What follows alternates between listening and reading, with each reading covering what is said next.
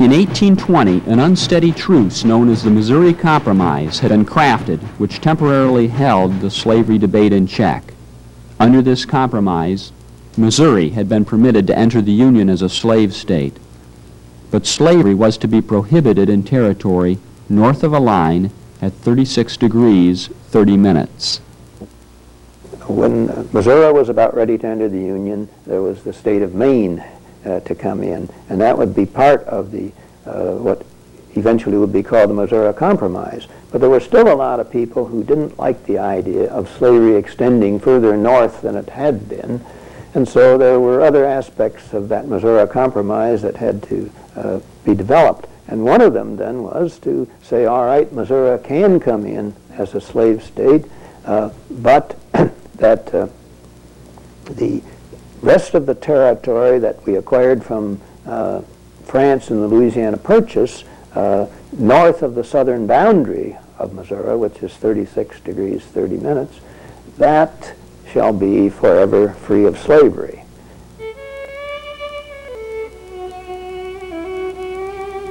The war with Mexico resulted in the acquisition of vast, new western lands.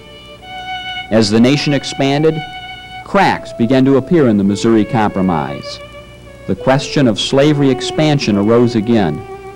Congress debated the Wilmot Proviso, a proposal which would have forbidden slavery in the areas newly acquired from Mexico.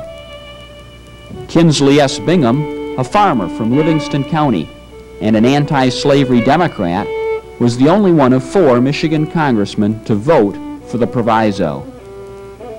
A freshman congressman from Illinois, named Abraham Lincoln, voted for it also.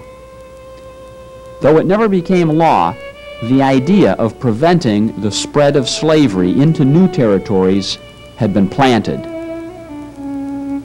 A congressman from Pennsylvania, a first-term congressman by the name of David Wilmot, decided that he would try to do something to ease people's minds in terms of whether slavery would actually spread into any territories that might be gained. So he brought forth what became known as the Wilmot Proviso in 1846.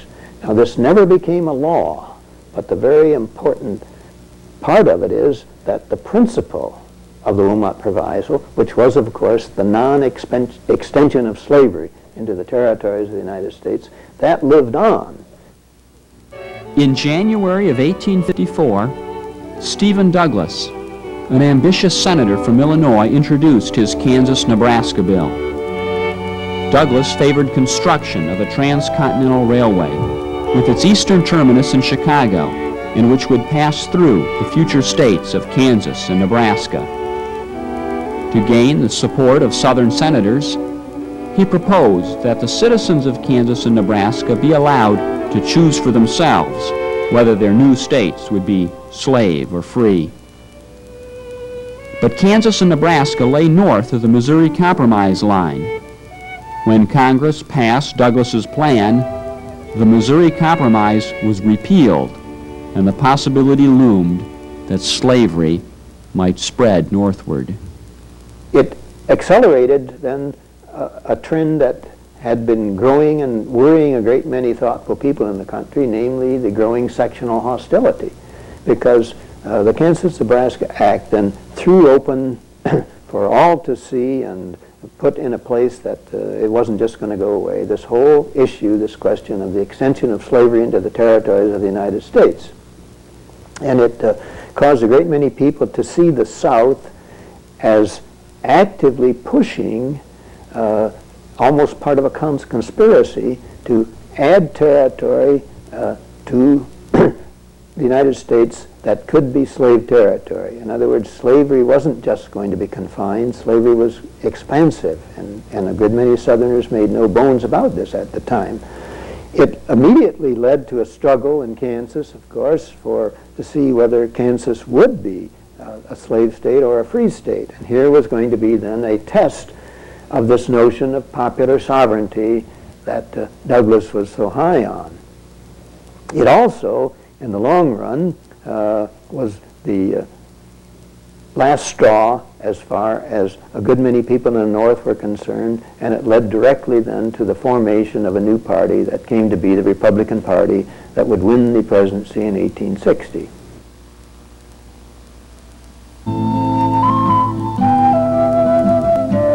Southwest Michigan had long held strong anti-slavery sentiments. In 1847, the citizens of Marshall had drawn national attention and Southern wrath by jailing 4 Kentuckians who were chasing a fugitive slave, Adam Crosswhite, and his family.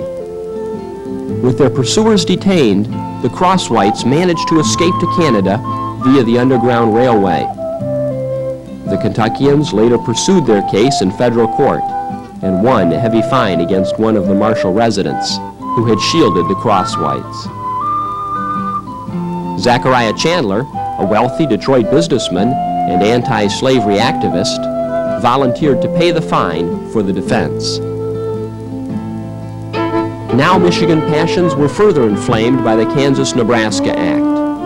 Anti-slavery elements of the Whig and Democratic parties began planning a merger with a smaller anti-slavery party known as the Free Soilers. In June of 1854, the Free Democrats, led by Kinsley S. Bingham, met in Kalamazoo and withdrew their state ticket for the November election, thus paving the way for a merger. The Missouri Compromise has been violated, and a vast territory dedicated to freedom has been opened to slavery. Therefore, we invite all of our fellow citizens, without reference to the former political associations, to assemble at Jackson, there to take such measures as shall be thought best to concentrate against the aggression of the slave power. Detroit Tribune.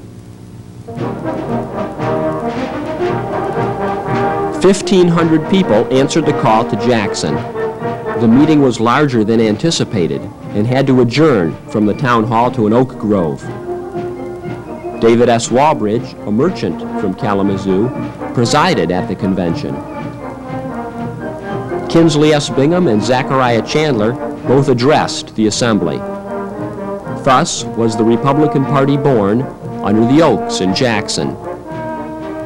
Within months, anti-slavery forces fused in other states as well. That fall, the new Michigan Republican Party swept the statewide elections. Kinsley S. Bingham was elected governor, and David S. Walbridge of Kalamazoo became a congressman. Zachariah Chandler would become a senator 2 years later.